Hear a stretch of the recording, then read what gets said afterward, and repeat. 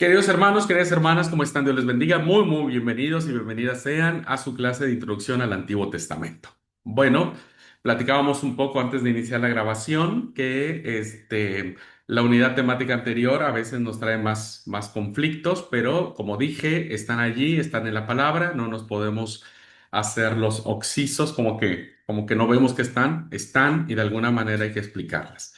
Bien, en esta unidad temática estamos abordando los valores, lo importante, lo trascendente que tiene el mensaje teológico que hay en esta literatura antigua que nosotros le llamamos Viejo Testamento, Antiguo Testamento. Y vimos la clase pasada acerca de decir, ¿por qué estudiamos el Antiguo Testamento, ¿no? ¿Cuáles las intenciones reales que nos deben mover más allá de dar respuesta a preguntas que vienen de textos muy oscuros, de interpretación, de traducción, etcétera? Pues es ver en las capas, ¿verdad? En las capas redaccionales la verdadera revelación que existe en esta literatura. Y la primera cosa que tenemos que abordar es Dios, ¿verdad? Dios es el que se revela en su palabra. Y la respuesta es, ¿cuál es este Dios que tiene el Antiguo Testamento? ¿Cómo es este Dios? Un pequeño repaso.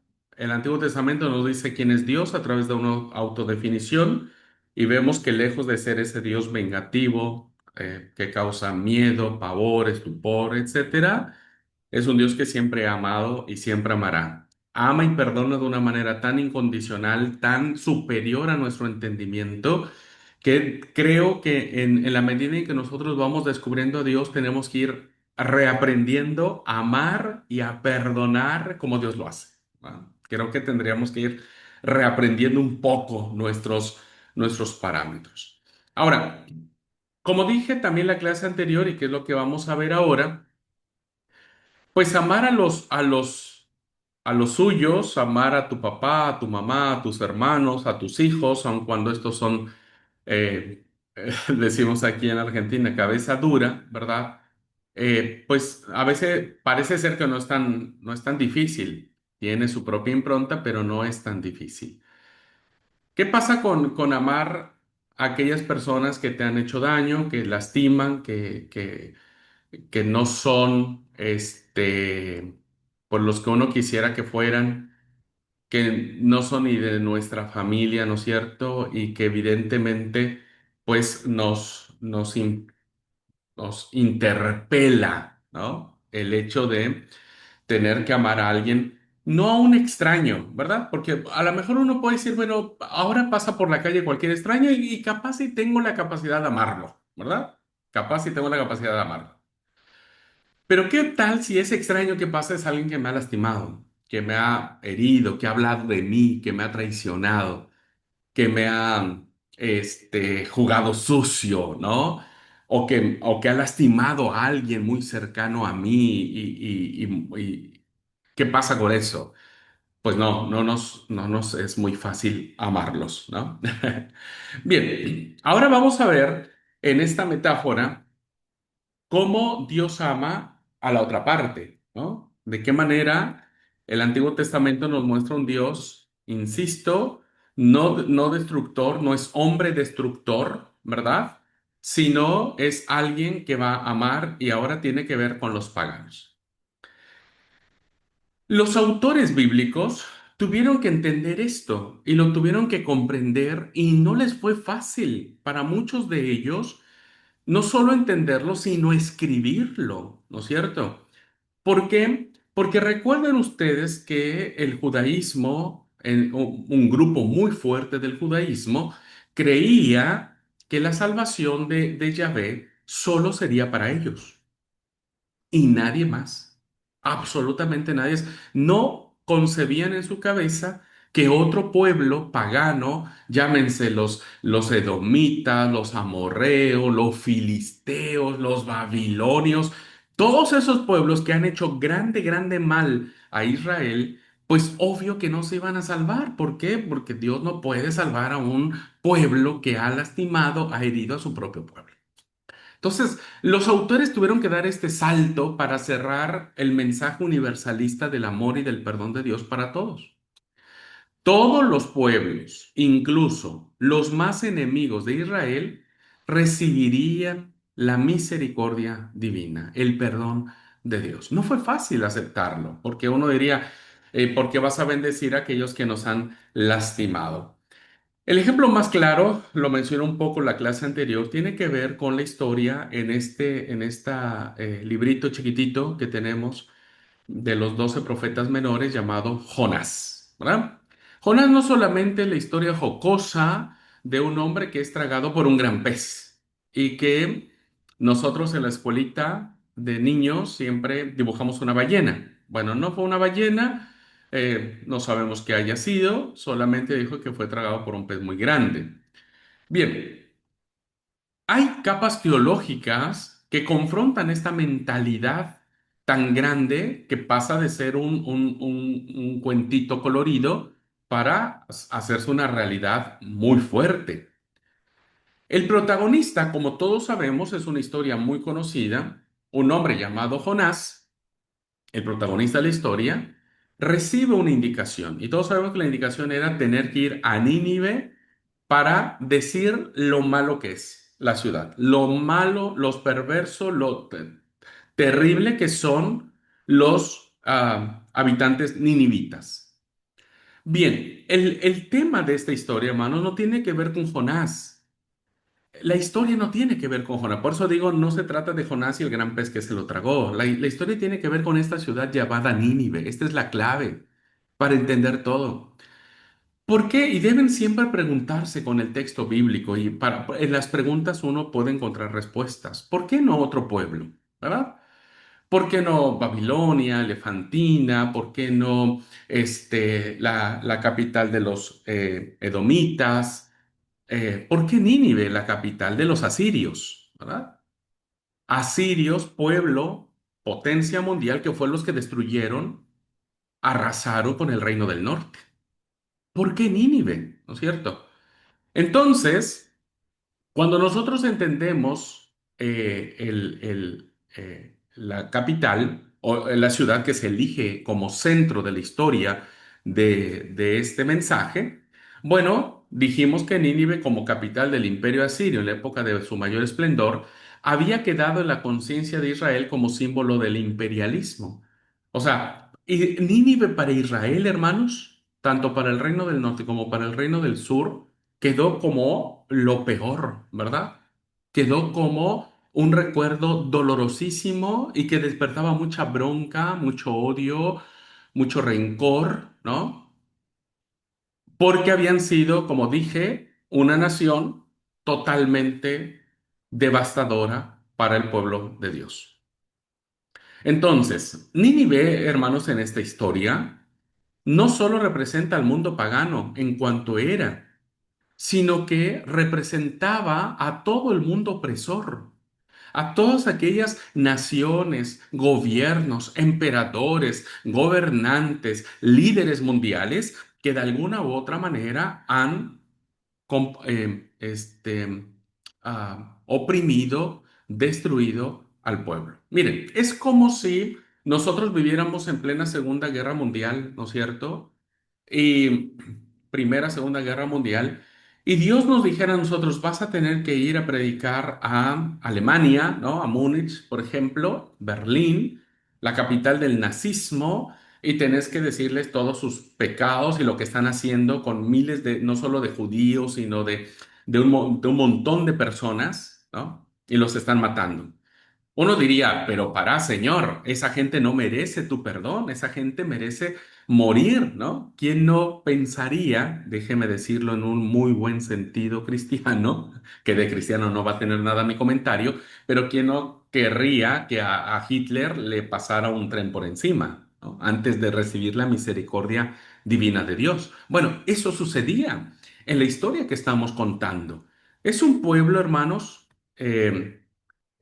difícil, es una nación terrible y, perdón, solo para decir, Nínive, hermanos, era la capital donde se albergaban toda la clase de asesinos, violadores, gente que ejercía brutalidad. Era una ciudad repleta de chorros o de ladrones, como le decimos también. Una ciudad con mucha lujuria, una ciudad disipada, una ciudad que era el símbolo perfecto de aquello que no debería tener salvación, ¿no? Entonces, es inconcebible, y ahora podemos entender un poco más, por qué Jonás no quiere ir, ¿no? Pero Jonás no quiere ir, hermanos, no porque él esté am, incapacitado, no porque él esté, no sé, no tenga plata para ir a Nínive, déjenme plantearlo así. ¿Por qué Jonás no quiere ir a Nínive, verdad? ¿Por qué Jonás no quiere ir a Nínive? ¿Y por qué Jonás, después de todo lo que pasó, toda la historia que todos sabemos, ¿verdad? Al final, Dios recibe eh, le concede el perdón a Nínive. Bueno, Jonás tiene que ir a Nínive. En el primer momento de la historia, todos sabemos, en vez de irse a Nínive, se va para Tarsis. A veces pensamos que era por miedo, porque imagínate ir a una ciudad donde te pueden asaltar, te pueden matar, te pueden hacer un montón de cosas. Pues no, es como ir a Brasil, ¿no? Y meterse a una favela, por ejemplo. Pues no, todos moriríamos de miedo para entrar a una favela, en lo absoluto. Sin en cambio, el motivo que le impide a Jonás ir a Nínive es mucho más profundo y el mismo autor de este librito nos lo platica al final, ¿verdad? Interesantísimo, me encanta el autor del libro de Jonás. Dice, Señor, cuando ya Dios perdonó a Nínive, ¿verdad? Dice, Señor, ya me lo decía yo cuando estaba en mi tierra. Por algo me adelanté a huir a Tarsis. Y aquí viene lo revelador de lo que hemos venido diciendo de Dios. ¿Por qué? ¿Por qué Jonás no fue a Nínive? Porque sé que eres un Dios como clemente y compasivo, paciente y misericordioso, que te arrepientes de las amenazas. Está en el capítulo 2 versículo, capítulo 4 versículo. ¿Se da cuenta? Este es Dios que está en las capas subterráneas de una historia, ¿verdad? Que a todas luces nos causa una dificultad de entendimiento moral, espiritual y lo que ustedes gusten y manden. Cualquiera podría haber cuestionado a Jonás y decir, está bien, Jonás, andate a Tarsis o andate a cualquier lado, pero no por miedo. Jonás mismo reconoce, dice, yo sabía quién sos vos, yo sabía lo que representabas en el universo, en el cosmos. Yo sabía que sos, que haces misericordia a millares de los que te aman. Fíjense, que, que tu capacidad de amar es mucho más grande que tu capacidad de castigar. 4 a 1000 no hay comparación. Y lo vemos en esta historia. Dios termina perdonando no solo a un rey, no solo a un pueblo, dice que hasta los animales, las personas de a pie, todos ellos, ¿verdad? Se convirtieron al Señor. Dios es esto.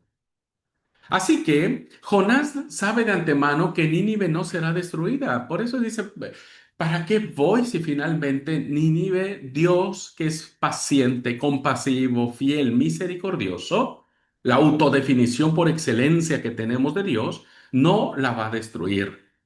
Dios es compasivo y clemente, dice esta historia, y por eso digo que quien escribe la historia de Jonás y la muestra a su auditorio de aquel tiempo, todos se quedaron estupefactos como diciendo, ¿cómo? O sea, ¿Dios perdona a la nación más horripilante y la más criminal del mundo? Sí, no solo Israel, sino todos los pueblos, por poco que lo merezcan. Esto, hermanos, es increíble, ¿no? En estas condiciones, piensa Jonás, no merece la pena marchar a Nínive. ¿Por qué? Porque poner en riesgo mi propia vida para anunciar un castigo que finalmente no se va a cumplir. Porque el pueblo va a terminar, según la historia, arrepintiéndose, haciendo ayuno y pidiéndole perdón a Yahvé. Entonces Dios retrae su puesta de castigo, ¿verdad? Y termina perdonando y no castigando. Bueno, esto, hermanos, en la mentalidad de un pueblo que este, que ha sido objeto de esto, pues la verdad que no hay forma de entenderlo. Es como decir Dios salvó o salvaría a Hitler y a todos sus generales exterministas, los salvaría porque Dios es clemente y compasivo. Uno diría, no, eso no puede ser, Dios no va a salvar a Hitler, Dios no va a tener compasión de él, no sabemos, ¿verdad? Porque no somos Dios. Lo único que quiere esta obra demostrar no es determinar quién sí, quién no, es demostrar que el amor de Dios no está encapsulado en un pueblo. Su amor se extiende incluso a los peores. Decir que el Dios del Antiguo Testamento es el Dios del temor y del castigo demuestra un profundo desconocimiento de estos libros, de esta literatura, de este pensamiento y teología que los autores pretenden demostrar. Muchos de aquellos autores tenían conciencia más clara y fuerte del amor de Dios que millones de cristianos actuales, por supuesto, ¿verdad? Hoy nosotros es la venganza, es el desquite, es el decir, ese no merece salvación porque está vestido de esa forma, porque tiene esa preferencia sexual que es diferente a nosotros, entonces Dios no lo ama, Dios lo va a castigar, está en pecado y lo desechamos, ¿no? Al que viste distinto, al que tiene el pelo diferente, al que tiene una confesión religiosa diferente, si es ateo, si es budista, si es maometano, si es qué sé yo. Estamos en una deformación por una mala educación religiosa. ¿Y sabe qué es lo que ha pasado, queridos alumnos? Que muchos cristianos legalistas han tomado el papel de Dios y se erigen el derecho de juzgar, de condenar y de dar la sentencia. Cuando no sabemos, cuando llega la sorpresa de que Dios es un Dios clemente, compasivo, misericordioso, ¿no? Y perdonador. Bueno, aquí hay un golpe muy duro a nuestros legalismos, muy duro, a querer pretender saber lo que Dios piensa y cómo Dios debería actuar. A veces decimos, Dios tiene que hacer esto, para un poco. No, nunca tendríamos que decir eso. Dios nunca va a actuar como nosotros pensamos que debería actuar, ¿no? Y este es el ejemplo típico, y hay muchos más. No tengo tiempo para explicar todos, pero hay mucho más que eso. Bien, entonces dejamos este aspecto de Dios que tiene que ver con su amor, con su perdón, con lo que Él representa, ¿no? Y que, insisto, ustedes cuando lean el Antiguo Testamento tienen que seguir descubriéndolo, tienen que seguir resaltando a este Dios compasivo, fiel, misericordioso, bondadoso, tierno, cariñoso, que existe en el texto bíblico. Y no solamente para nosotros. Porque a veces decimos como Israel, solo Dios va a salvar a la iglesia de Dios. Paren un poco, ¿verdad? Paremos un poco. Dios es Dios, ¿no? Y su amor y su misericordia se extienden más allá de lo que nosotros podríamos pensar. Avanzamos entonces, damos un paso adelante y nos encontramos con otros aspectos de Dios en el Antiguo Testamento. Esta idea capital del amor de Dios podemos complementarla con otros elementos o características también interesantes de Dios. Por ejemplo, y esto es fundamentalísimo para descubrir a este Dios increíble y hermosísimo. El Antiguo Testamento nos enseña que Dios no tiene prisa. ¡Wow! Este es interesante. Que Dios va a trazar sus planes en su soberanía, en su voluntad, y los va a llevar a cabo a veces de manera tan lenta, tan paulatina, que uno diría y se desesperaría, si uno fuera los protagonistas de estas historias, desesperaría en la forma en que Dios está trabajando. También otra cosa que encontramos en el Antiguo Testamento es que Dios siempre también enseña que Dios escribe derecho con renglones torcidos, ¿no?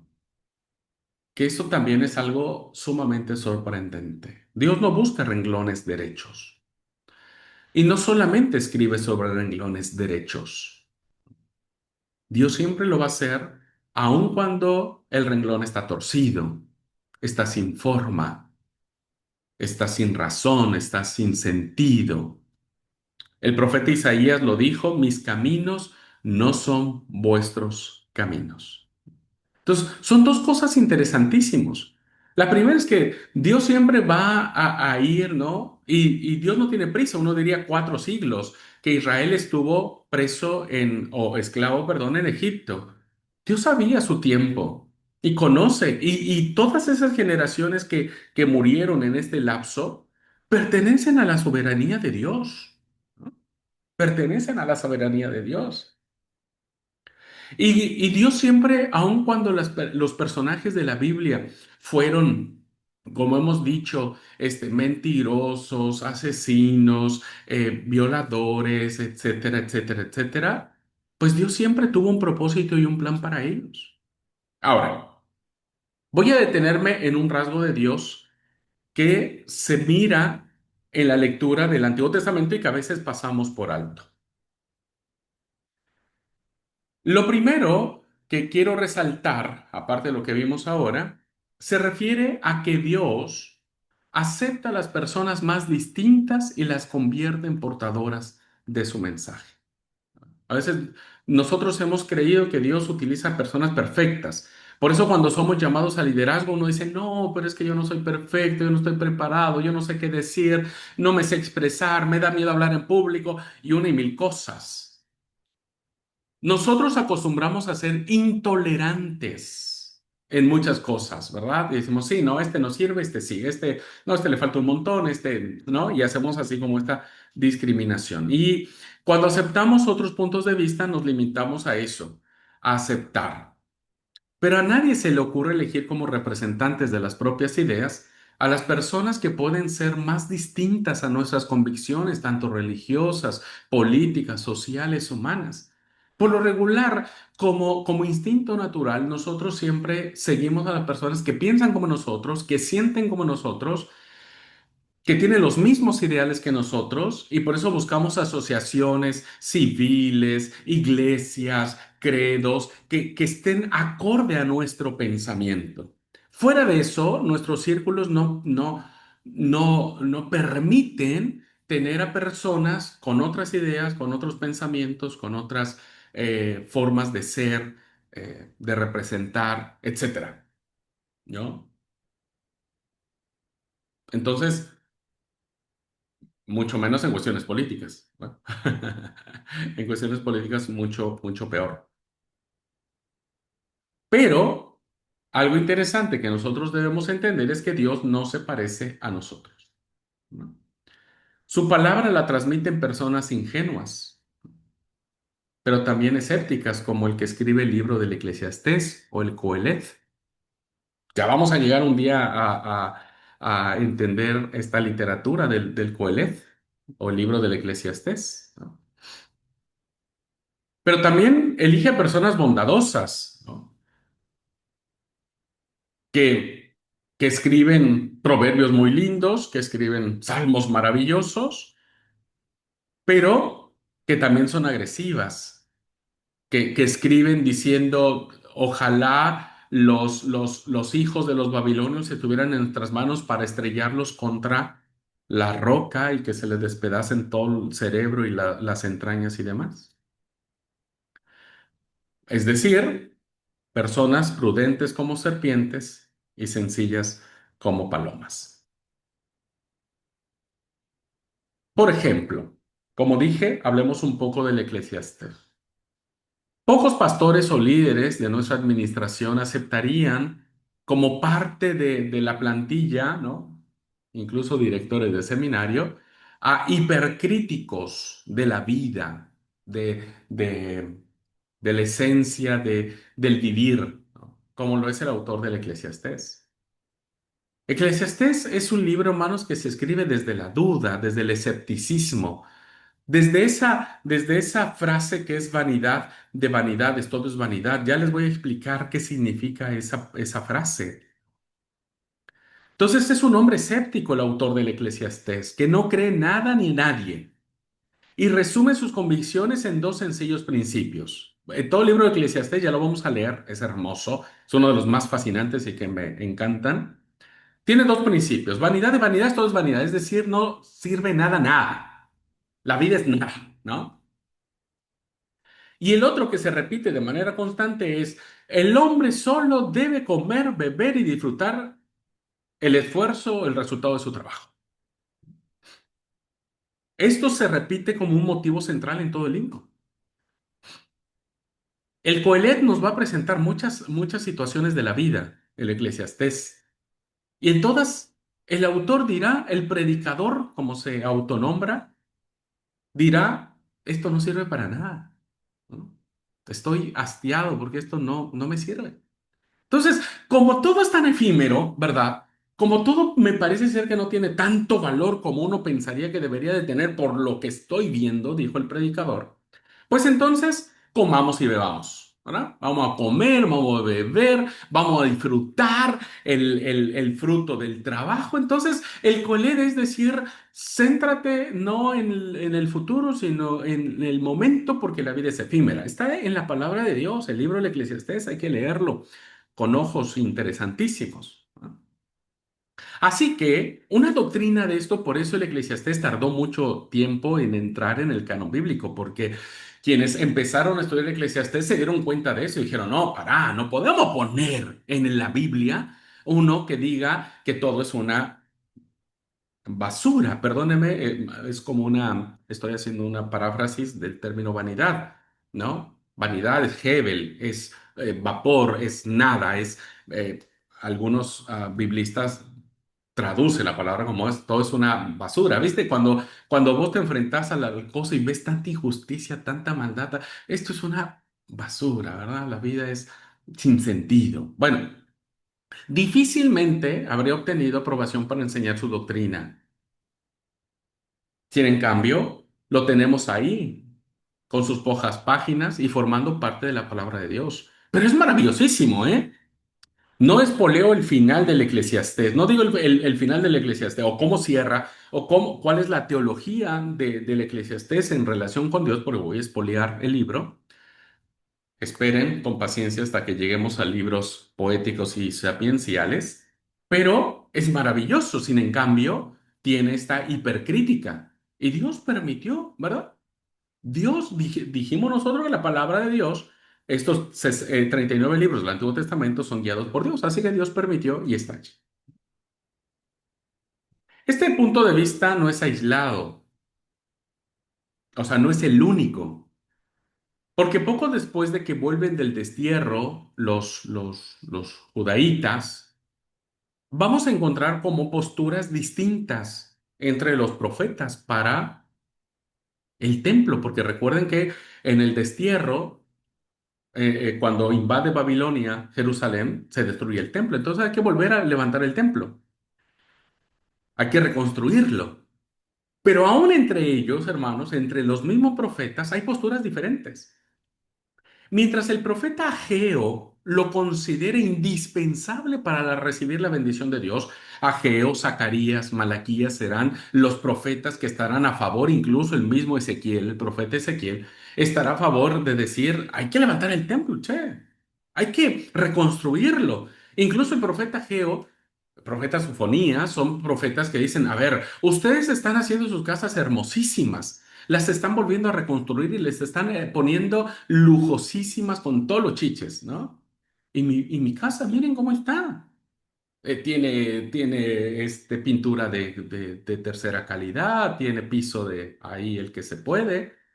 Había una postura muy fuerte por parte de estos profetas para la reconstrucción del pueblo, perdón, del templo. Pero hay otras posturas dentro del mismo profetismo, movimiento profético, que piensan que no solo es innecesaria la reconstrucción del templo, sino que es absurda, que no hay necesidad de volver a reconstruir nada. Y esto, hermanos, es chocante, ¿no? Vean lo que dice el Deutero Isaías. Así dice el Señor, el cielo es mi trono y la tierra el estrado de mis pies. ¿Qué templo podréis construirme o qué lugar para mi descanso?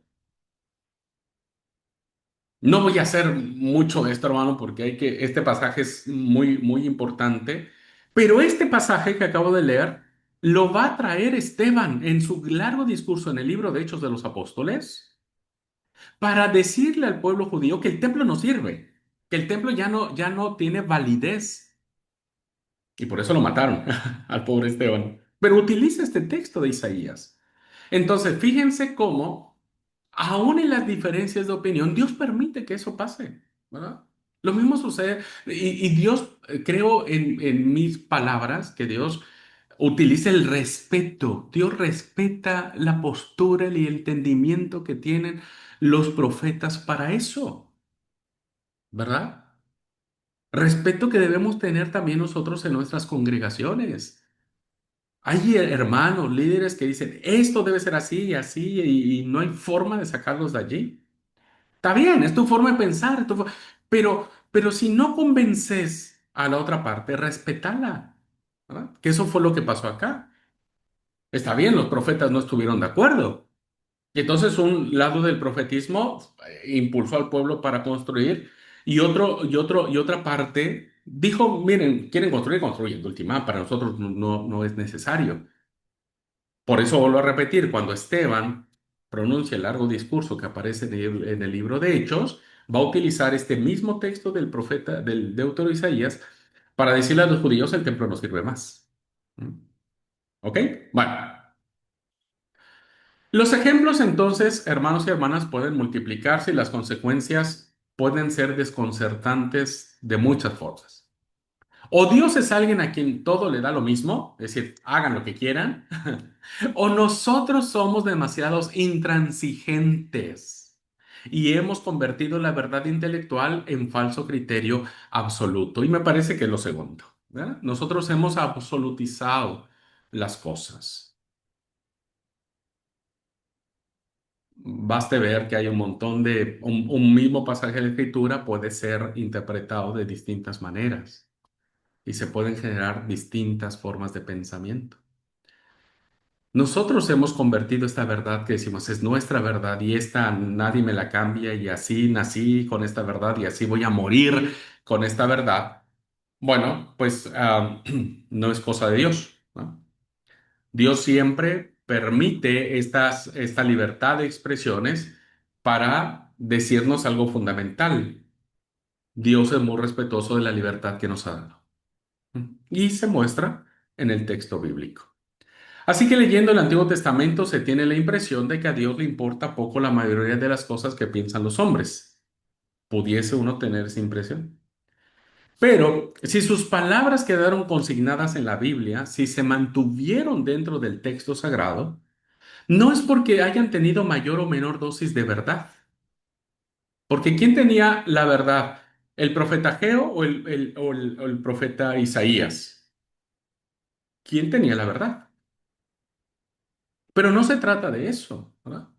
No se trata de saber si quién tenía la razón o quién no tenía la razón, sino más bien lo que vemos allí reflejado es que son hombres como nosotros, en los cuales también divergimos, en los cuales también tenemos diferencias, en los cuales también no todos estamos de acuerdo, pero nos respetamos. Y Dios los quería y aceptaba como hijos, como nos sigue aceptando a nosotros. Y yo creo que eso es lo más importante de esta situación, ¿no?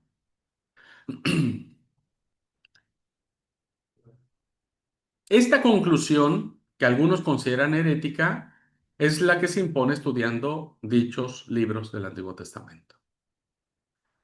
O sea, uno podría pensar, decir, no, me parece que estás equivocado, la verdad es esta, pero hermanos, habría que leer un poco más para darnos cuenta que hay muchos otros ejemplos que nos impiden a nosotros ser absolutistas de la verdad.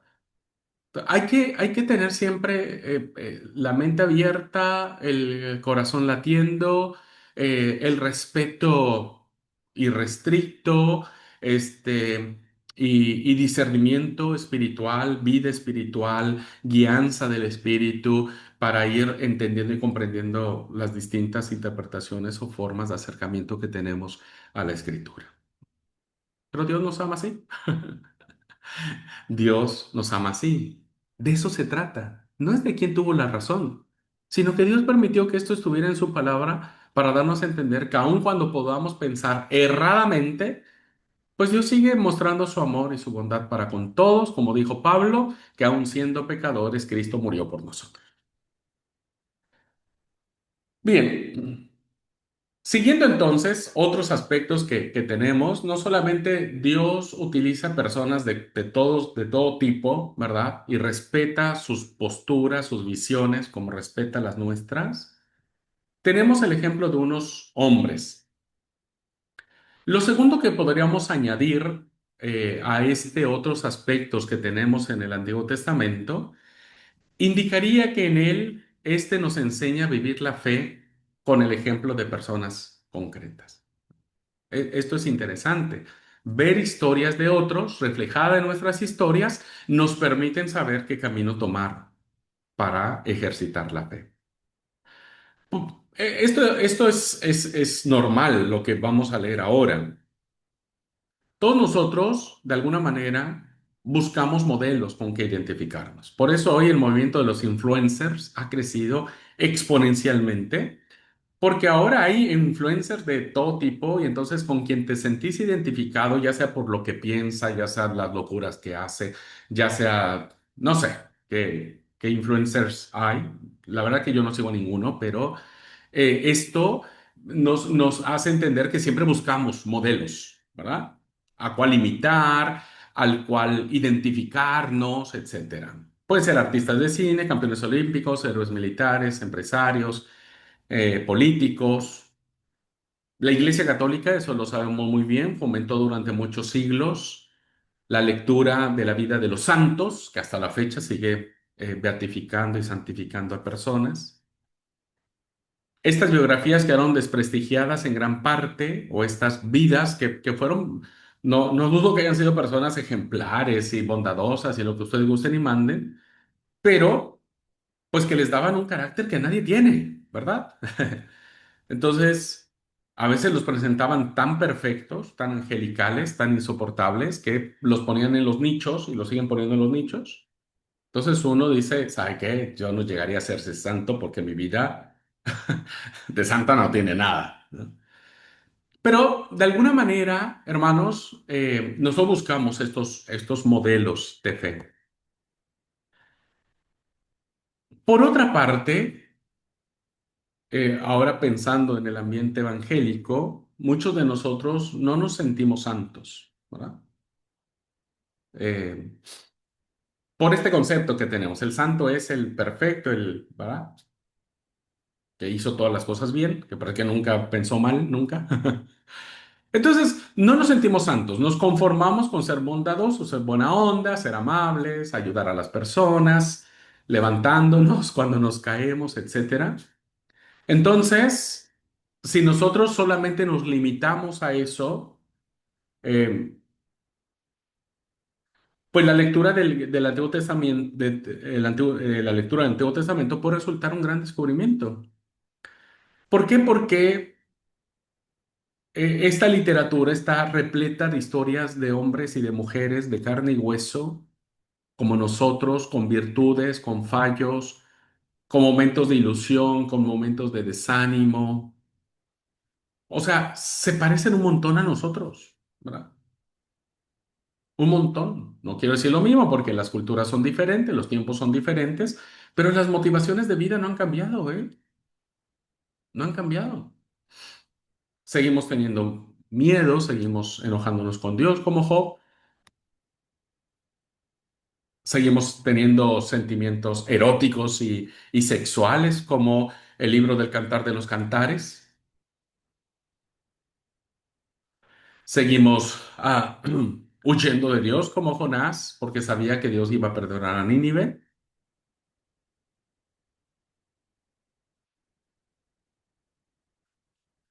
Muchos de nosotros somos como Hulda y...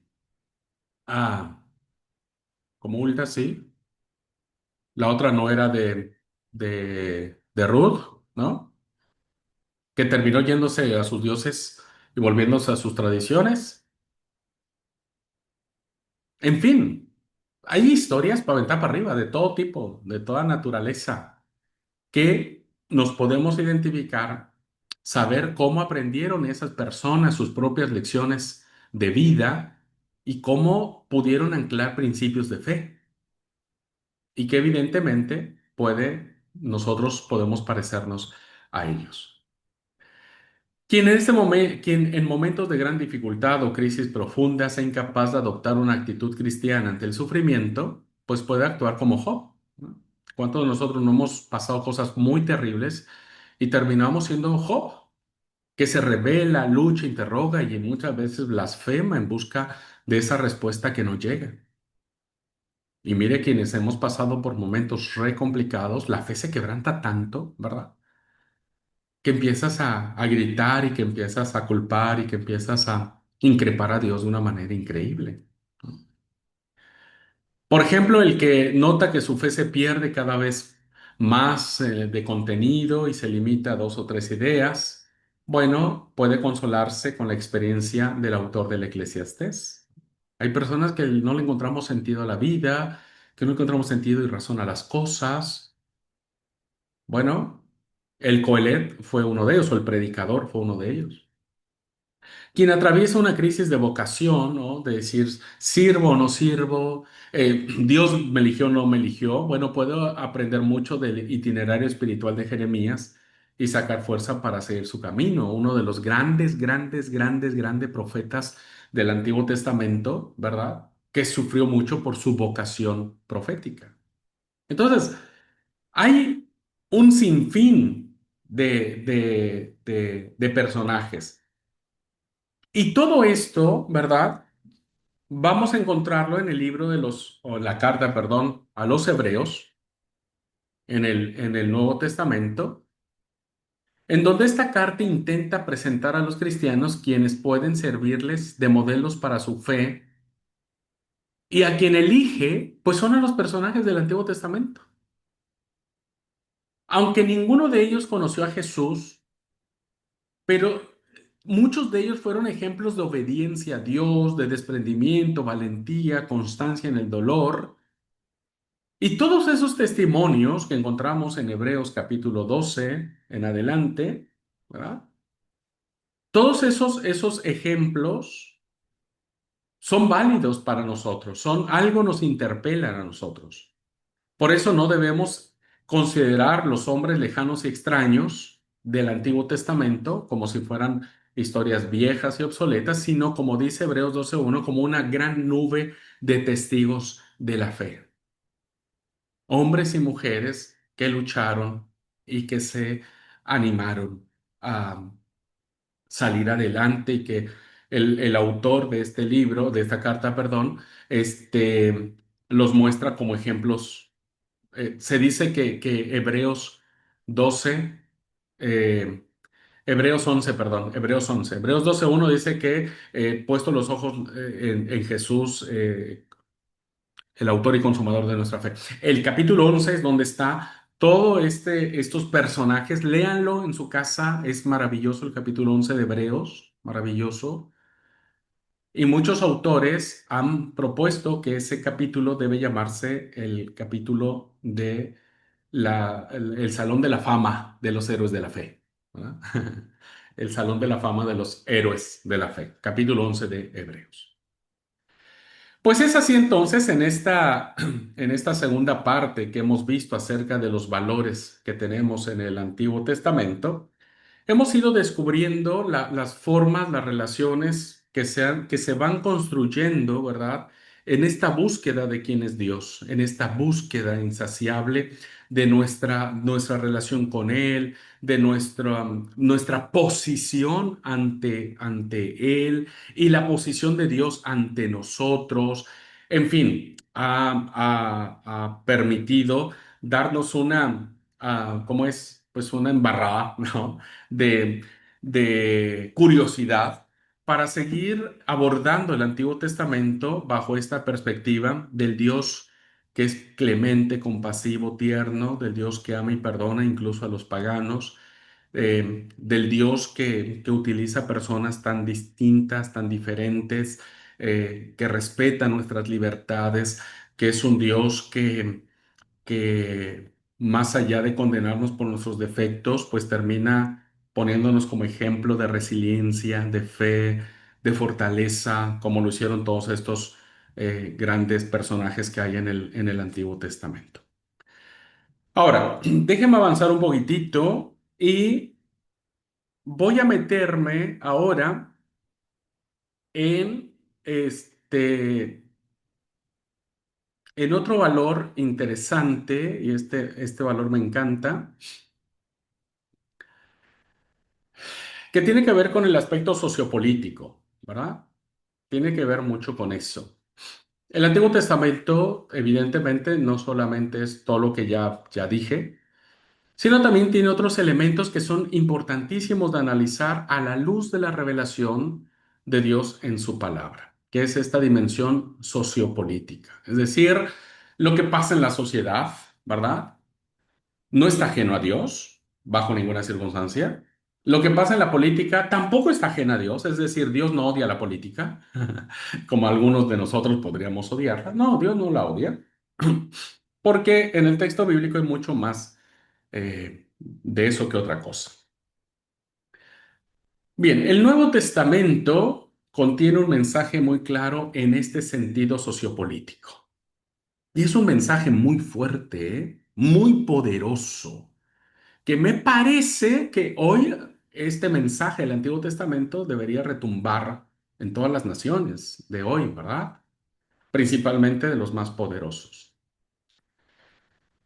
El primer ejemplo, que no lo voy a mencionar ahora porque no sé si nos da tiempo explicarlo cuando veamos Evangelios sinópticos, está el Magnificat, que se le conoce como el canto de María, ¿verdad? Que está en el Evangelio de Lucas.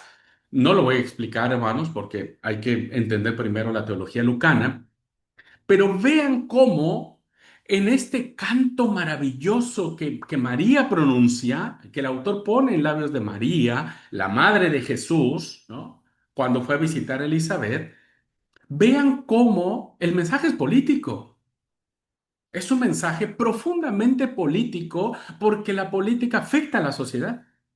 Y dicen, el Señor ha derribado el trono de los poderosos. Hermanos, estamos hablando siglo primero. Palestina está bajo el dominio romano. Roma es la nación más poderosa en ese sentido. ¿Quién podría destruir a Roma? Pues nadie. Sin en cambio, hay un señalamiento directo al poder de Roma, al poder imperial. Este cántico, hermanos, golpea el corazón del poderoso emperador, del César, que está sentado en el trono imperial. Y dice, Dios derriba el trono de los poderosos.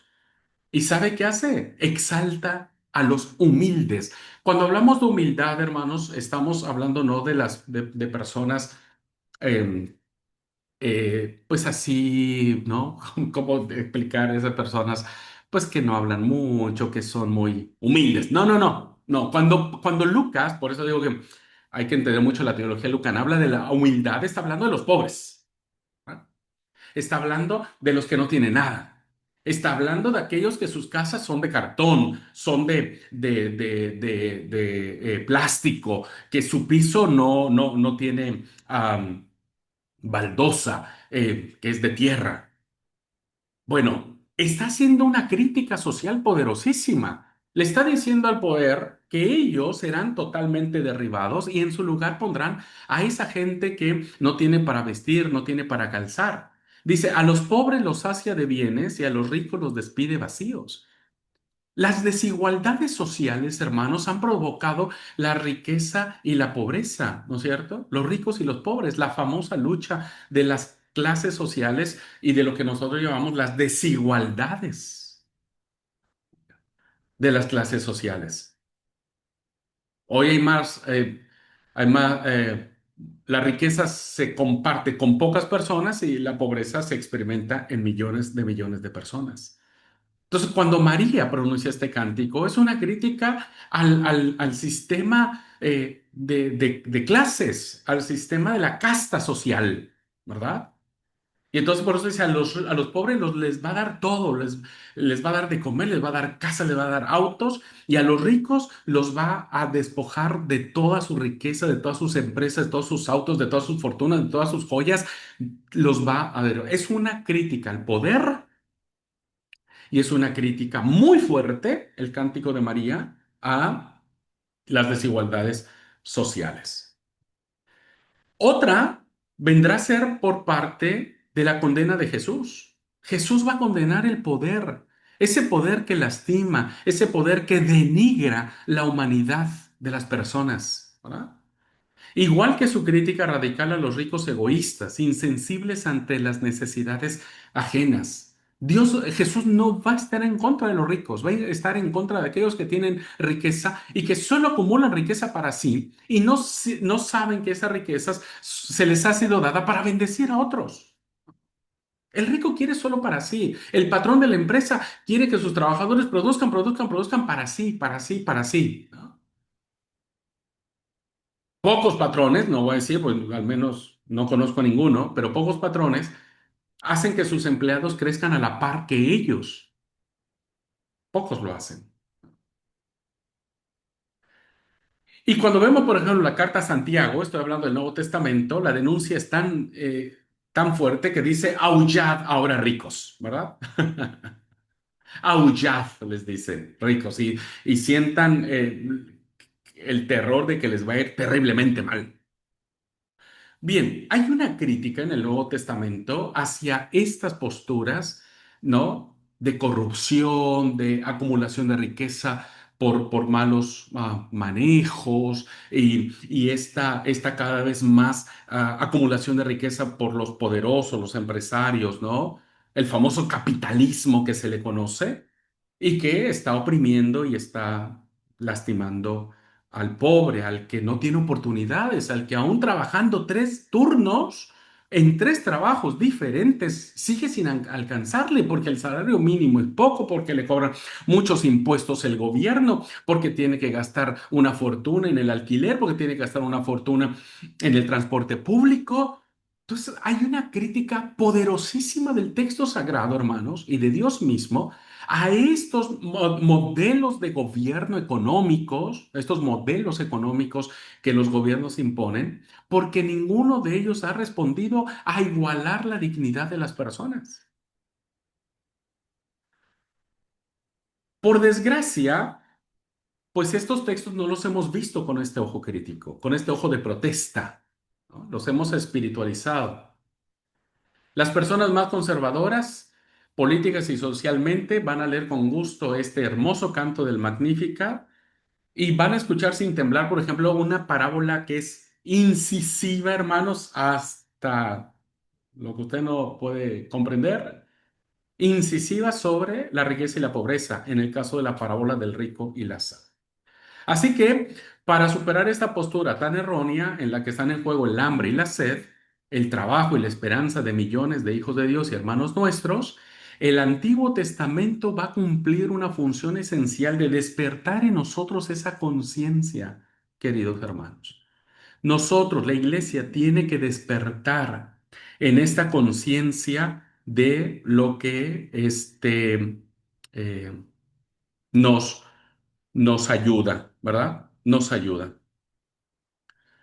Y esto, hermanos queridos, pues nos permite a nosotros entender el valor que cumple el mensaje integral del Antiguo Testamento en esta línea de desigualdad social, en esta línea sobre el poderoso.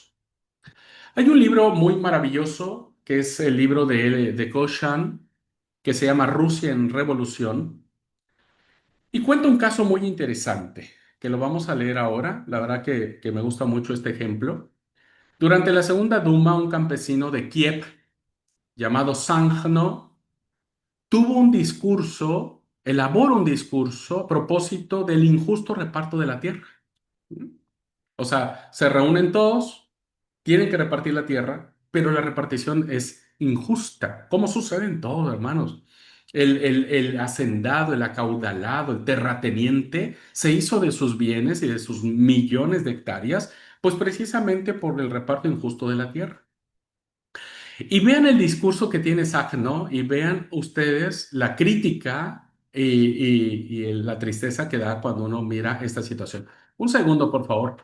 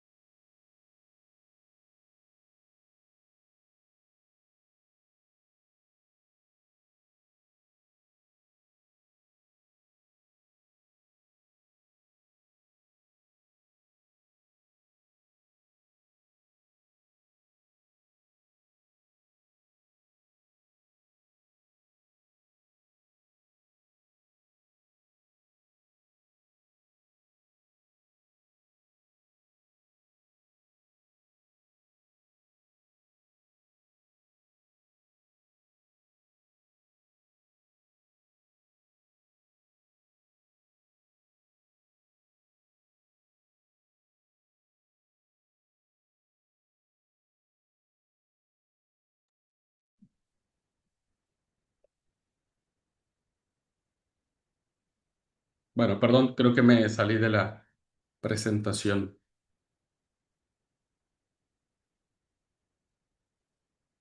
Bien, lo que quiero saber es si estoy grabando.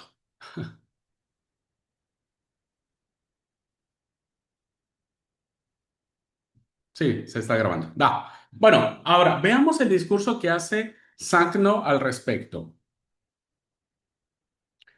Vean, los sacerdotes, hablando de los curas católicos, los padres de la iglesia, las iglesias católicas, dice, los sacerdotes, cuando hablan en la iglesia, los campesinos pobres dicen, fíjense, los sacerdotes, no corráis tras los ricos, no pidáis tierra para vosotros. Recordad lo que dice la escritura, fíjese, cita la escritura para justificar esa postura. Dice, cristianos verdaderos, buscad primero el reino de Dios, el reino de los cielos, lo demás se os dará por añadidura, ¿no? Pero, dice Sájano, ¿por qué el terrateniente puede poseer un montón de tierra mientras el campesino no le queda más que el reino de los cielos? Qué interesante, hermanos. Es una crítica poderosísima. Y vea lo que dice Sagno, ¿no? Y utiliza la palabra para rebatirle al sacerdote. Dice, también dice el libro de Levítico que la tierra pertenece al Señor y todos tenemos derecho a ella. Ven, hermanos, cómo el poder, y a veces el poder religioso, ha contribuido a estas desigualdades sociales. Y amparándose en la palabra, le dice a los campesinos, ustedes no tienen que ser ambiciosos ni egoístas, confórmense con lo que tengan porque primero es el reino de los cielos. Y Isaac nos hace una pregunta muy correcta, dice, "Oh, a ver, para un poco, o sea, ellos se pueden tener un montón de tierra y nosotros solamente el reino de los cielos. Cuando el libro de Levítico dice que la tierra es de todos, ¿se dan cuenta? Y esta es una interesante crítica social de esta literatura. Este episodio refleja un hecho curioso. El uso alineante o el uso desmedido o de un propio interés del Nuevo Testamento y el liberador del Antiguo Testamento. La diferencia no radica en estos libros, sino en la persona que los lee, porque Isaac nos lleva razón, por supuesto. No se puede usar el Nuevo Testamento para predicar el hambre y la miseria, ¿verdad? Como diciendo, bueno, hermanos, nadie tiene derecho a poseer nada porque tenemos que ser pobres, porque tenemos que ser humildes, porque el rico no entrará en el reino de los cielos. Pues no, ¿verdad? Eso es hacer un uso muy interpretativo de la palabra. Jesús no lo hizo y por lo tanto está en contra de la voluntad de Dios. Jesús se valió de muchas personas que tuvieron plata. Pero precisamente porque tuvieron plata, esa plata permitió que el ministerio de Jesús avanzara. El problema es aquellos que teniendo plata Quieren tener más plata a costa de la dignidad del pobre, de la costa de la dignidad de otras personas, de sus propios trabajadores. Los explota, no les da prestaciones sociales, los hace trabajar en negro, no se paga correctamente la hierba, no hay una igualdad equitativa en la distribución de los recursos, etcétera, etcétera, etcétera.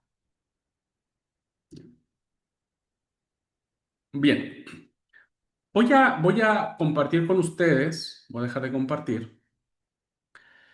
Quiero que escuchen, hermanos, una canción. Por favor, escuchen una canción y quiero que pongan atención a la letra. La canción es uno de los cantantes que yo, cuando armaba la clase, esta clase, yo no conocía de él, ¿no? Y la verdad que me fascinó sus canciones. Es un cantante argentino llamado Atahualpa Yupanqui, ¿no? Te pueden buscarlo en YouTube y demás.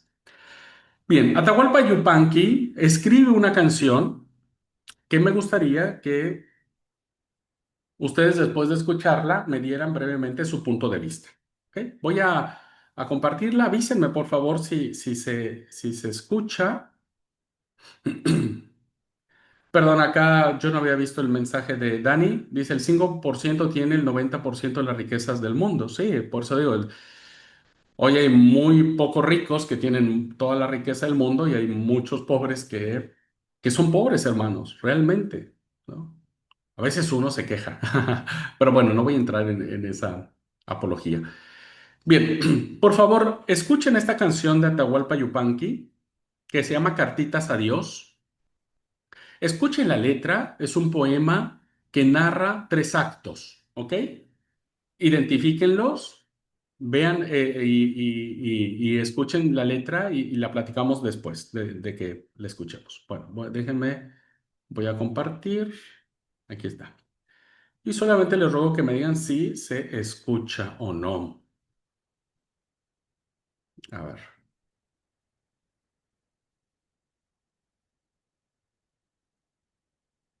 Yo hice una canción que ¿Se Sí, escucha? sí, sí, hermano. Ah, buenísimo, gracias. Igual yo tengo acá todo y está todo. Bueno, escúchenla, por favor.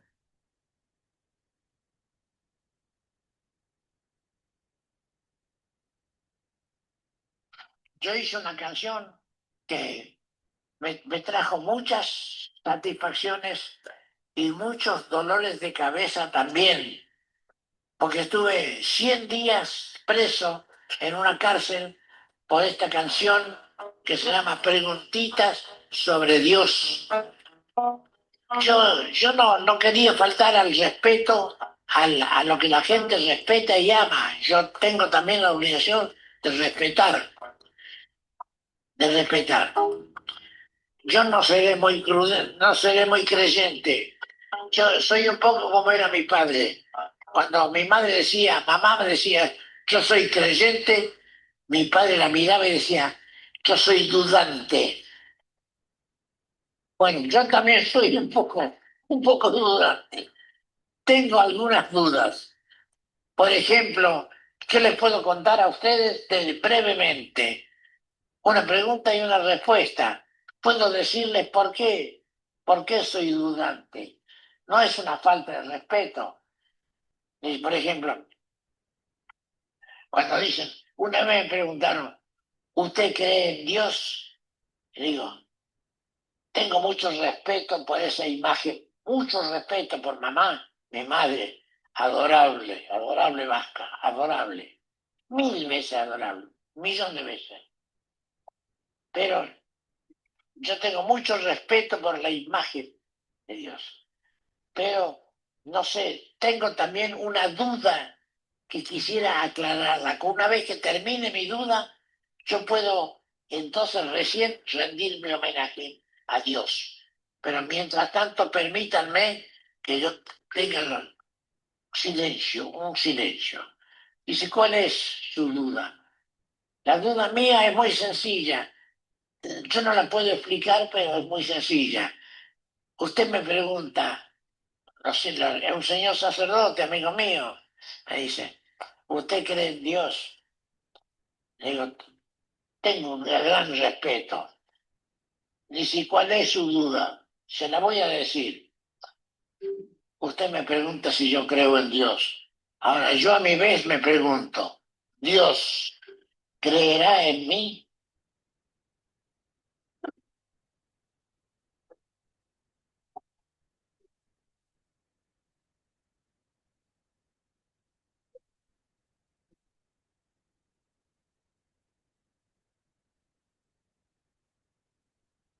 Un día yo pregunté, abuelo, ¿dónde está Dios? Un día yo pregunté, abuelo, ¿dónde está Dios? Mi abuelo se puso triste y nada me respondió.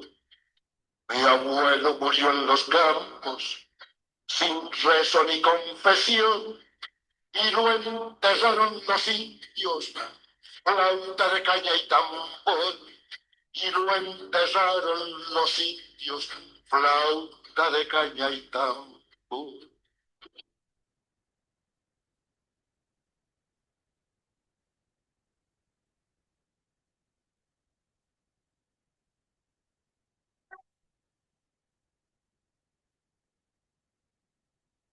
Al tiempo yo pregunté, Padre, ¿qué sabes de Dios?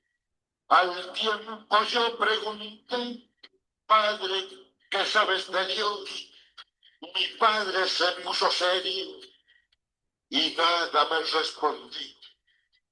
Mi padre murió en la mina, sin doctor ni protección, color de sangre minera y en el oro del patrón, color de sangre minera y en el oro del patrón.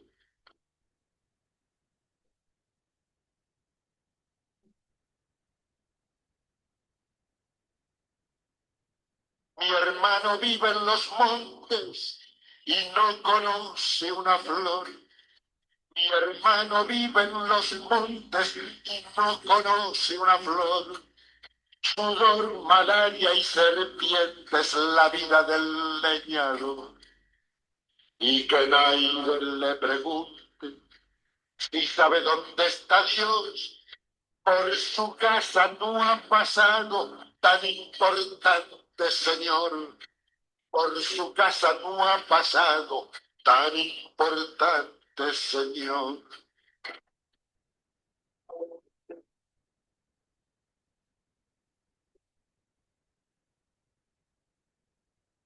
Yo canto por los caminos y cuando estoy en prisión, yo canto por los caminos y cuando estoy en prisión, oigo las voces del pueblo que canta mejor que yo. Hay un asunto en la tierra más importante que Dios, y es que nadie escupa sangre para que otro viva mejor. Y es que nadie escupa sangre para que otro viva mejor. Que Dios vela por los pobres, tal vez sí y tal vez no, pero es seguro que almuerza en la mesa del patrón, pero es seguro que almuerza en la mesa del patrón.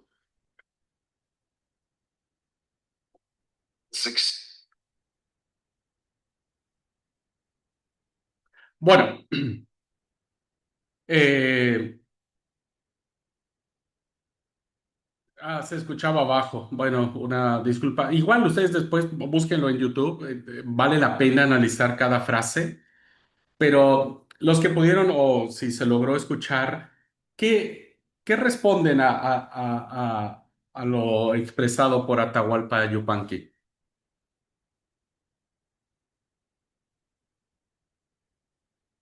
Si alguien quiere participar, ¿qué responden a estos tres actos y la forma en que está preguntando de Dios, ¿no?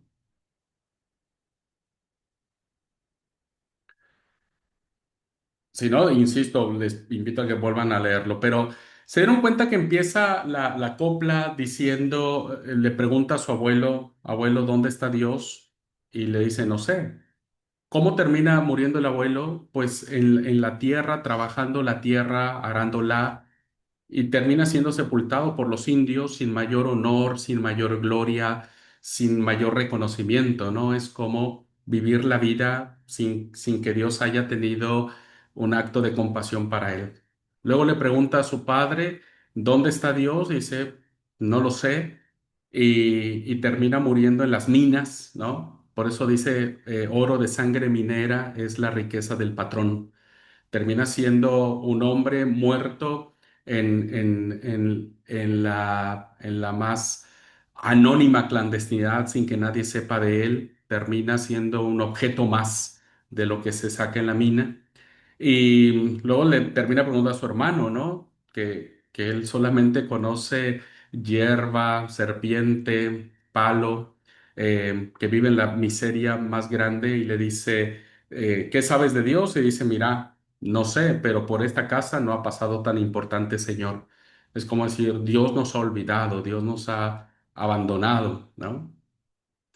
Y una frase interesante de esto es, ¿cómo, cómo empatar, ¿no? Cómo explicar la presencia de Dios en medio de todo este sufrimiento, en la pobreza, donde parece ser que Dios, como dice Atahualpa Yupanqui, crees en Dios y dice, mira, tal vez sí, tal vez no. Lo único que sé es que Dios almuerza en la mesa del patrón, ¿no? Esta idea de que Dios solamente bendice a los ricos, de esta idea de que Dios solamente está ayudando a aquellas personas a tener mayor riqueza, a vivirla bien, a que no se preocupan por nada, a pasar una vida de lujos y demás, ¿no? Y, y, y esta es una, ah, pues es una cuestión, ¿no? Que plantea alguien que ha vivido el olvido de Dios, hablando en los aspectos sociales, ¿verdad? En estos estratos. Ustedes saben que en México hay categorías de clase media, clase media baja, clase baja, y no hace mucho tiempo se estrenó una clase que es la clase sub baja, ¿no? Es decir, los pobres de los pobres de los pobres, ¿no? Quienes hemos tenido la oportunidad de asistir a lugares donde se ve la miseria, donde se ve la pobreza, hermanos, créame que te dan ganas de llorar, ¿verdad? Porque a veces vos te quejas de tu casita, que tiene una gotera, que el color no te gusta, que qué sé yo, pero habría que entrar. Una vez un hermano de la iglesia allá en las montañas altas de México nos invitó y fuimos a almorzar. Él, feliz de la vida, mató su único pavo o guajolote o gallina, como quieran llamarle, que tenía para recibirnos. Y fue chocante, hermano, porque recuerdo su casa era las cañas de bambú, ¿no? Así, clavadas en hilera y hule, ¿no? Plástico, como paredes. Y arriba techos que le entraba aire, agua y todo habido por haber, ¿no? Eh, y uno dice, ¿cómo vivís? ¿Cómo la gente encara la fe desde esa perspectiva, ¿no? Social en estas desigualdades? Eh, Creo que el Antiguo Testamento tiene algo que decirnos, pero quiero escuchar a Arlet, que levantó la mano. Marisol nos dice que significa una vida vacía, que transmitía. Sí, porque a veces, ¿verdad? Cuando te sentís lejos de Dios o que Dios está lejos de vos, pues te sentís así, ¿no? Como vacío. Arlet, ¿querés compartirnos? Bueno, hermano, yo pensaba en que, bueno, por la misericordia de Dios, nosotros no hemos tenido esas circunstancias, ¿no? Yo creo que es el canto de una persona que ha vivido esas dificultades y que Ujú. solamente testifica de lo que ha sentido, ¿cierto? Entonces, decir, o sea, de pronto es incoherente o no sé, inadecuado lo que él dice, pues es.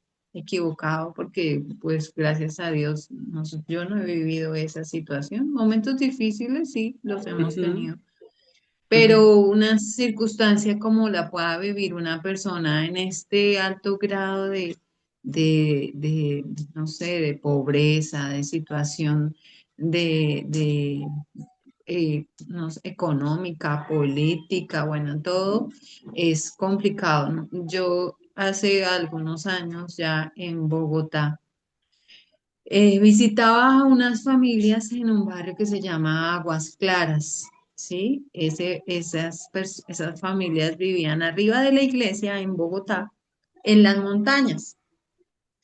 Entonces, no me acuerdo por qué llegué por allá, pero bueno, allá llegamos.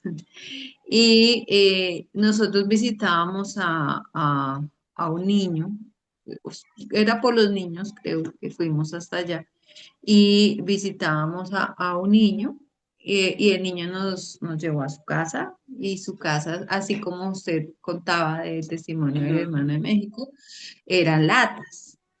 Entonces uno entraba, estaba como una especie de sala, dentro de la sala la cocina y hacia el fondo había como una habitación. Todo esto era latas por todas partes. Eh, eh, su mamá era quien estaba ahí al pendiente. El papá del niño tenía cáncer, un cáncer demasiado, o sea, era muy fuerte, estaba ya en los tiempos de finales de su vida. Y yo me llevé a mi papá para allá porque pues yo era una jovencita en ese tiempo. Me acuerdo que iba con alguien más, otra hermana, pero entonces este señor era un hombre y él necesitaba escuchar. Entonces yo llevé a mi papá y empezamos a ir con él, fuimos y reuníamos a los niños y yo les compartía el evangelio y visitábamos a esa familia. Y un día, o sea, muchas veces ellos nos compartieron de comer y uno pues es el gozo de ellos de dar de lo que no, de lo que escasea, pero que nos quieren brindar. Y la última vez que pudimos ir fue el día que el Señor murió en la casa, porque ya le tenían que poner morfina a causa del dolor. Y el niño nos llamó, dijo, mi papá se murió, profe, ¿puedes venir? Entonces yo le dije a mi papá y subimos. Efectivamente llegamos, estaba el niño, la esposa y llamamos a las personas que vienen a recoger el cuerpo. Pero es aprender a ver como estas situaciones a través de los ojos de los otros, ¿no? ujú, Sin pensar no sé, como en esos prejuicios que tenemos nosotros eh, religiosos, ¿sí? Por conocedores de la palabra, entonces creemos tener el derecho de juzgar a personas como estas, ¿cierto? Porque no cumplen las cosas como nosotros creemos. Entonces somos fariseos en cierta medida y entonces evaluamos al otro de acuerdo a lo que tiene o ujú, cómo es o cómo actúa o cómo vive, ¿no? Hasta muchas veces se escucha lamentablemente que si la hermana o el hermano está enferma es porque es pecador, porque ujú. tiene pecado como hablábamos en la clase anterior, ¿no? ¿Cierto? Entonces hay algo en esas generaciones antiguas que usted lo trae. Y ahora, pues hablando de esto, ¿no? También hacemos muchas veces eso, lamentablemente. Y creo que es algo que tenemos que tener en cuenta y reflexionar, corregir, trabajar en eso. Ok, Arlet, muchas gracias. Y voy a dejar este último comentario para cerrar esta clase, porque lo que vos decís compagina muy bien con lo que quiero cerrar. Pero la primera parte sí es esa, decir, cómo las desigualdades sociales pueden dirigir nuestra concepción de la presencia de Dios o del actuar de Dios, ¿no?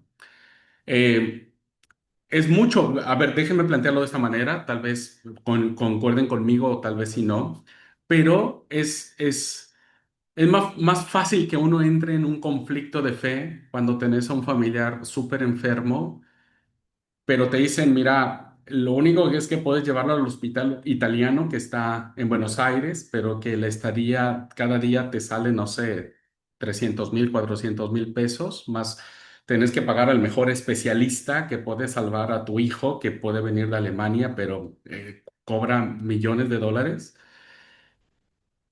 Y que tal vez una persona que tiene un montón de plata dice, mira, no me importa, yo tengo toda la plata, trae y paga, no sé, un año en el hospital italiano y trae a los mejores médicos y le salva la vida. Es más fácil entrar en esas crisis de fe, insisto, cuando dices, pues no, vas a tener que ver morir a tu familiar porque a lo más lo puedes llevar a la clínica que está en tu ciudad, ¿no? Y a veces no tienes para los remedios y no te alcanza la plata para pagar al médico y la cama especial que necesita tener, pues no tenés, o sea, no tenés, ¿no? Entonces, es esa parte de las desigualdades sociales en donde me parece que Atahualpa Yupanqui hace una reflexión, podemos estar o no de acuerdo con él, ¿verdad? Como dijo Arlet, no hemos vivido esas experiencias, gracias a Dios. Y mire cómo nos quejamos un montonal. Nos quejamos todos un montonal. Pero estamos hablando de lo real, de lo crudo, de aquello que realmente duele y que lastima, ¿no? Y ahí es donde el Antiguo Testamento cumple una función fundamentalísima de crítica social. Fundamentalísima. No lo voy a hacer ahora en esta clase, al terminar esta clase, porque eso lo voy a ver cuando abordemos a los profetas. La siguiente semana, cuando hablemos de los profetas serán hipercríticos de estas desigualdades sociales y dirán cosas terribles, o sea, terribles en el sentido de muy fuertes. Pero eso lo vamos a ver la otra parte. Quiero cerrar la clase con la segunda parte que dijo Arlet acerca de nuestra postura, de cómo nosotros vemos, de qué es lo que nosotros hacemos, ¿verdad? Pero bueno, antes de cerrar la clase, escucho a Dani. Dani, adelante, amigo.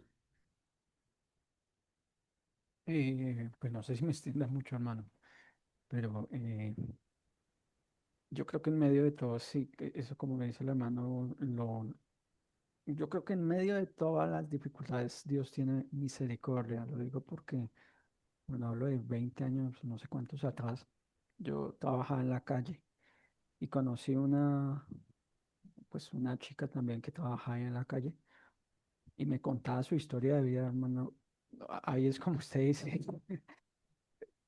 dice uno, no, yo estoy bien. O sea, a pesar de que estaba en una situación complicada porque estaba en la calle y escuchar otras historias de vida, obviamente uno dice, le da a uno vergüenza decir uno quejarse o decir, estoy mal, ¿no? Realmente. En medio de escucharla, porque todos los días yo la escuchaba y me contaba lo difícil de su vida, los traumas, ¿sí? Yo solo la escuchaba y obviamente habían situaciones muy, muy difíciles que vivía esa persona justamente por las desigualdades, digámoslo así, de sociales y todo.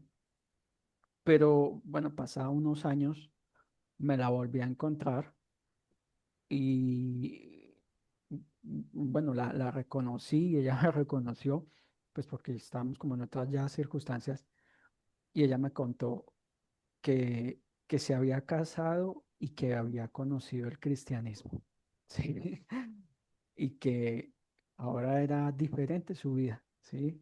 Entonces, para mí, o sea, fue ese momento de felicidad porque ahí yo vi la misericordia de Dios, aún para las personas que pareciera que uno dice, no, o sea, totalmente abandonados por Dios, ¿no? Pero me di cuenta de que Dios no es que se olvide de nadie, ¿no? Tiene misericordia. Lo que pasa es que uno no lo entiende en qué manera, ¿no? Lo puede hacer Él. Ujú, ujú.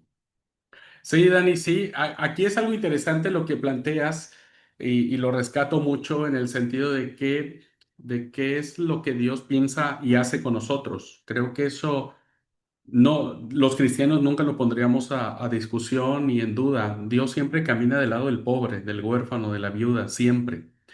Eso siempre ha sido y siempre será, ¿no? Dios siempre va a estar del lado del débil, del indefenso, del paria social. ¿no? Dios siempre va a estar allí cerca.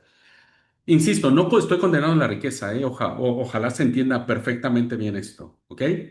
Este, el problema es lo otro, ¿verdad? Lo que nosotros pensamos de Dios, que eso es básicamente como que la postura que plantea la canción de Atahualpa, y es lo que decía, ¿no? Dani en este ejemplo de esta persona, antes de tener a Dios, pues su vida podría haberse sentido como los olvidados de Dios y ahora su vida es diferente. Obvio porque el Señor siempre está allí. Pero cuando estamos en esa etapa, ¿verdad? Donde uno se compara con los demás, la fe se quebranta, que es lo que digo, ¿no? A veces uno empieza a preguntarle a Dios, por eso la canción es Preguntitas a Dios. ¿Por qué a él sí y a mí no, Señor, no? Tal vez uno diría, no, pastor, usted está mal, eso. Quien piensa eso no es espiritual, no es. Pero yo soy un vivo ejemplo, hermanos, de eso, ¿no? Yo viví una etapa en un trabajo hace un par de años donde lo que me pagaban no me alcanzaba apenas para cubrir el alquiler, que había que pagar el alquiler. Eh, yo muchas veces salía del trabajo, no voy a decir qué, pero salía del trabajo con Bere, ¿no es cierto? Y no teníamos, todo el mundo se iba, ¿verdad? Nuestros amigos, todo el mundo se iban en sus autos, se iban en Uber, en taxis. Y bueno, yo tenía que cerrar el lugar y bueno, tener que caminar hasta encontrar la parada del colectivo, todo un día de trabajo y tener que estar sentado ahí en la vereda, ¿no? Con Bere, con todos nuestros bolsos, con todas las cosas y esperar casi una hora, hora y media que pasara el colectivo que nos llevaba más o menos cerca a nuestra casa y que a veces pues no teníamos pues, para pagar el taxi, apenas si nos alcanzaba para pagar el colectivo, ¿no? Y que a veces queríamos comer unos tacos y juntábamos ahí las moneditas que buscábamos por todos lados, ¿no es cierto? Y a veces a mí me pasaba, y se los confieso, ¿no? Muchas veces parado yo en la parada del colectivo, una hora con lluvia, con viento, con sol, con mil cosas, y yo veía a todos pasar por sus autos último modelo, con esos autos maravillosos, y decía, ¿por qué yo sí y yo no, Dios? ¿Qué onda? ¿Qué te pasa? Este, eh, entiendo que mi ejemplo es nada, ¿no? Pero les digo, imagínenselo, reproduzcanlo a la décima potencia. Entonces, bueno, estas desigualdades sociales han lastimado la dignidad de las personas. Y voy a escuchar a Saudi, después cierro con esta última frase que he dicho, porque me parece que este es el centro del debate. Saudi, adelante.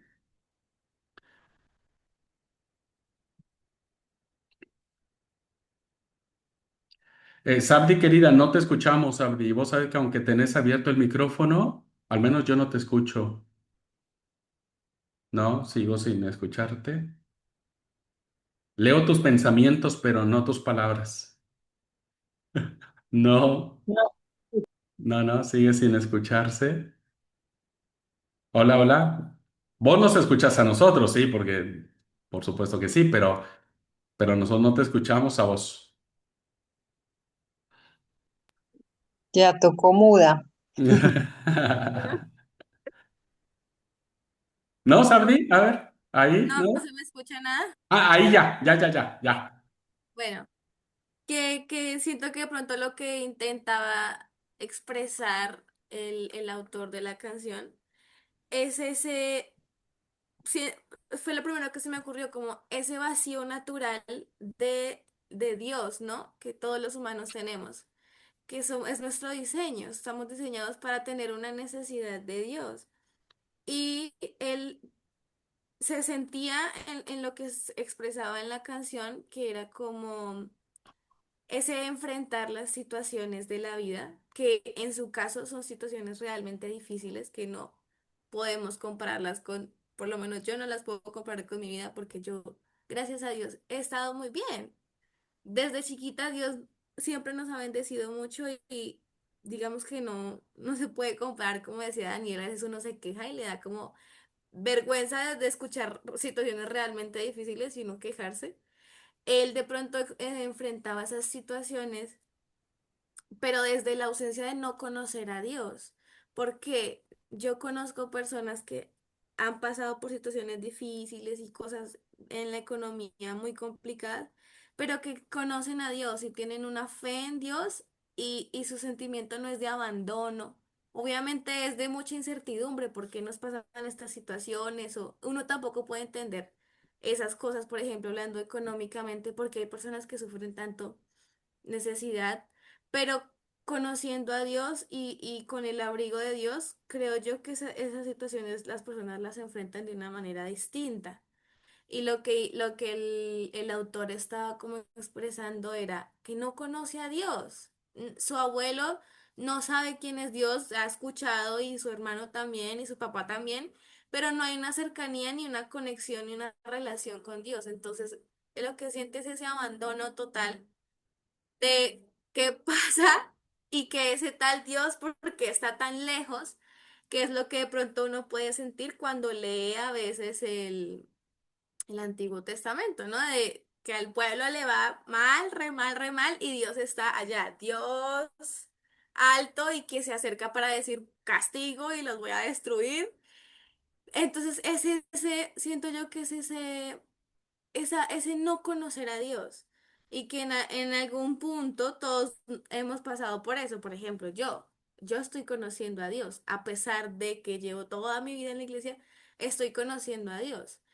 Y no hay un punto de comparación de los problemas reales de una persona como la del autor. Pero en algún punto, si uno atraviesa una situación difícil, digamos, en mi perspectiva, una situación difícil, si yo la atravesara sin Dios, sentiría el abandono, que es lo que creo que le pasa a muchas personas. Las situaciones de la vida, todas pasan, pero sin Dios se sienten como con esa ausencia y esa necesidad de que no hay de dónde agarrarse, ¿sí? Que está como en medio de la nada, total incertidumbre y no hay de dónde sostenerse. Y esa es como lo que siento que expresa el autor. Gracias, gracias, Abdi. Concuerdo con vos totalmente en ese sentido. Cuando uno está sin Dios, no le encontrás sentido a las cosas y entonces todo se te, todo lo consideras como que se te viene cuesta arriba la vida, ¿no? El problema es que a veces muchos, y digo como, por eso dije como testimonio, a veces teniendo a Dios y entras en esas crisis, ¿no? Se complica mucho más. Porque ya te vienen otras cosas, ¿no? Te viene la culpa, por ejemplo, decir, pero a ver, pará, ¿cómo es posible que vos sientas esto? Si vos conoces a Dios, sabes que Dios va a proveer y que no sé qué, y que no sé cuándo, pero eso no deja de tocarte, ¿no es cierto? Estas desigualdades sociales que nos afectan también a todos nosotros, aunque insisto, en nada en comparación con otros países y demás, pero este es el gran desafío que tenemos, ¿verdad? Tener a Dios te va a sostener, eso me queda clarísimo.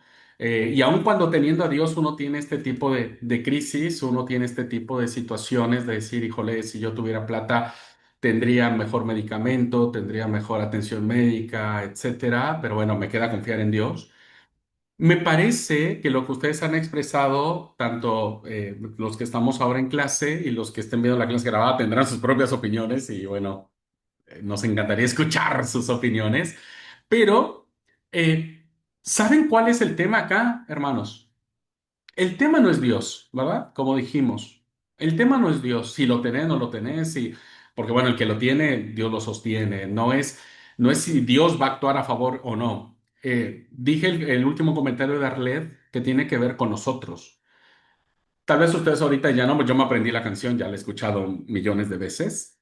Y hay una frase que me parece que se encierra el punto que quiero compartir con ustedes y voy a compartir la pantalla para cerrar rápidamente, pues ya estamos fuera de tiempo, pero solamente la última diapositiva. Y que creo que aquí está el punto, ¿verdad? Parte del mensaje social del Antiguo Testamento lo vamos a exponer cuando hablemos principalmente del Éxodo y los profetas, que les digo la próxima semana. Ya veremos que la lectura de estos libros obliga a cambiar de mentalidad y nos hace enfocar las cosas de forma muy distinta, pero ninguno que conozca el mensaje de los profetas se extrañaría con las palabras que nos dijo Atahualpa Yupanqui y que a muchos podrían escandalizar, pero este es el meollo del asunto. Y Atahualpa Yupanqui puede llegar incluso al punto de la herejía, pero vamos a plantearlo objetivamente y dice, hay una cosa en el mundo más importante que Dios.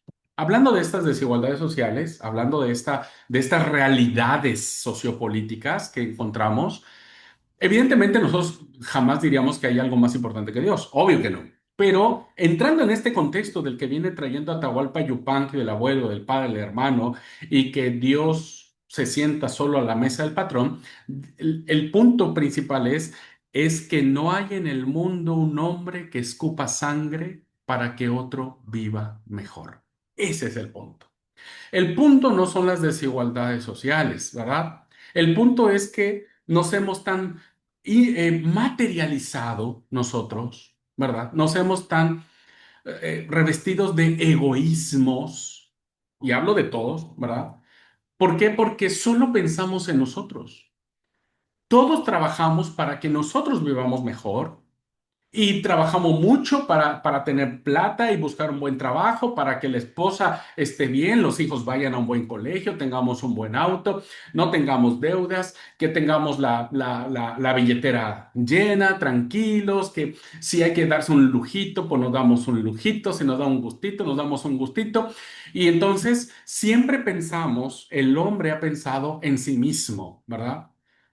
Y algo que me impacta es que no hay en el mundo, no hay alguien en el mundo que escupa sangre para que el otro viva mejor.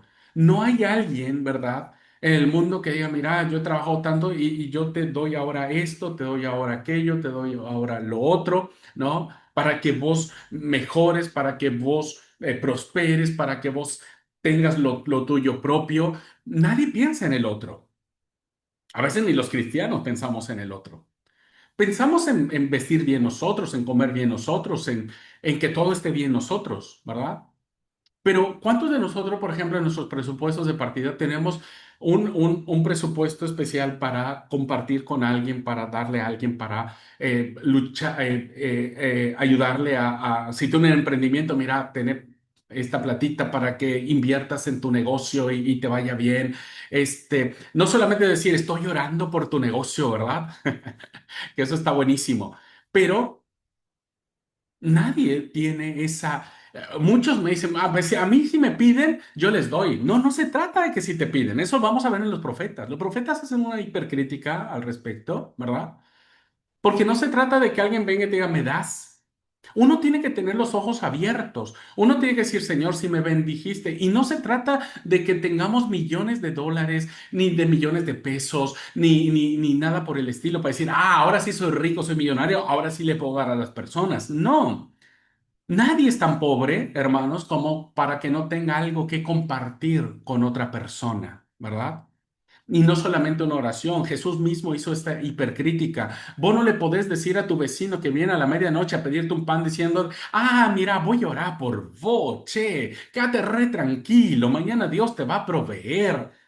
Es una crítica social que Jesús hace. El hombre viene a pedirle pan, tiene hambre. Ya no hay forma de que él sacie su hambre. Y Jesús le dice, dale de comer. Siempre le dijo a sus discípulos, ustedes denles de comer. Hagan algo, esfuércense, luchen no solo para pensar en ustedes, sino también para pensar en el otro. Y esta frase, la repito, no hay hombre que escupa sangre para que otro viva mejor. Y creo que el mensaje fundamental del cristianismo tiene que ir en función de qué estamos haciendo para que el otro viva mejor. No solamente es dando una despensa cada mes, ¿no? Que tenemos en nuestras congregaciones. No solamente es haciendo pequeñas actividades al año, porque la gente come todos los días, la gente necesita todos los días. Está bien, nosotros no vamos a poder quitar el hambre ni solucionar el problema a todos, absolutamente.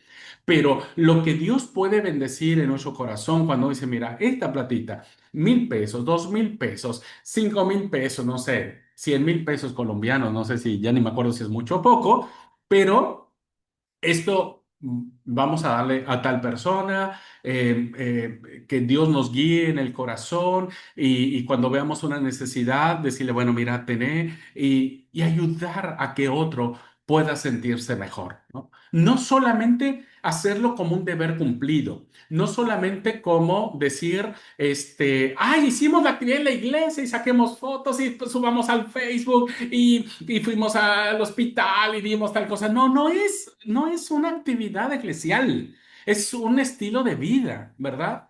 Un estilo de vida que no necesitas fotos, no necesitas publicidad, no necesitas absolutamente nada, pero que sí sientas que estás escupiendo sangre, que estás esforzándote, no solo para que vos y los tuyos vivan bien, sino para que otro también viva mejor. No vamos a, insisto, acabar con la pobreza ni las necesidades. Jesús no lo hizo tampoco, ¿verdad? Jesús no acabó con todos los pobres.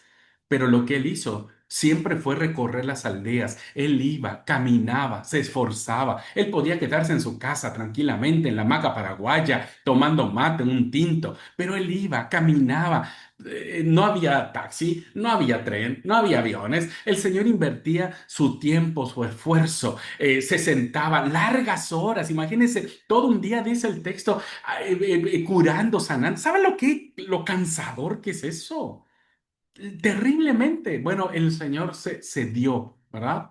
Evidentemente, no sabemos si el Señor pudo haber dado plata. Seguro que sí. Yo no tengo duda de que el Señor, si hubiera tenido una platita allí, un denario y demás, dárselo a alguien, yo, créanme que estoy casi seguro de que el Señor lo hizo porque era su esencia, era su vida. Así que bueno, cierro esta clase no pensando qué hace Dios en esto, sino qué hacemos nosotros. O sea, ya sabemos qué hace Dios. Eso no lo ponemos en duda. El gran desafío es qué estamos haciendo nosotros. ¿Cuál es nuestra intención de acabar con las desigualdades sociales? Ir a marchar está bien, está perfecto. Podemos ir a marchar y protestar contra las políticas de los gobiernos neoliberalistas, socialistas, populistas, lo que ustedes gusten y manden, ¿no? Pero no se trata de eso. No se trata de crear en nuestra iglesia miles de actividades tendientes al servicio al prójimo y que solamente nos sirva para sacarnos la foto en el Facebook o para rendir un informe y decir, ¡wow! ¿Vieron lo que hicimos nosotros y demás? No, olvídense, olvídense. Se trata más bien de quiénes somos nosotros, ¿no? Y el Antiguo Testamento nos va a interpelar mucho eso. Hoy no lo estoy explotando mucho porque no tengo la base hasta que vamos a los profetas, pero el Antiguo Testamento nos interpelará mucho en ese sentido. Bueno, gente hermosa, nos pasamos de tiempo, pero agradezco mucho su paciencia. Para mí es apasionante, ya se dieron cuenta. Cuando me apasiono, Beren me dice, no hables tanto. Pero bueno, se tienen que bancar al profesor este tiempo. Bueno, vamos a dejar aquí la clase y lo que vamos a dejar, todavía nos faltan dos valores más para ver la siguiente clase y terminaríamos con la clase breve de los profetas, ¿ok? De introducción a los profetas. Bueno. Que Dios los bendiga, que Dios nos ayude, que Dios nos dé sabiduría, que Dios ponga compasión en nuestro corazón, que Dios ponga justicia en nuestro corazón, que Dios sea el que nos guíe en caminos mejores eh, para que otro viva mejor, ¿no? Para que otro viva mejor. Dios los bendiga, amigos míos. Gracias a ustedes. Cuídense.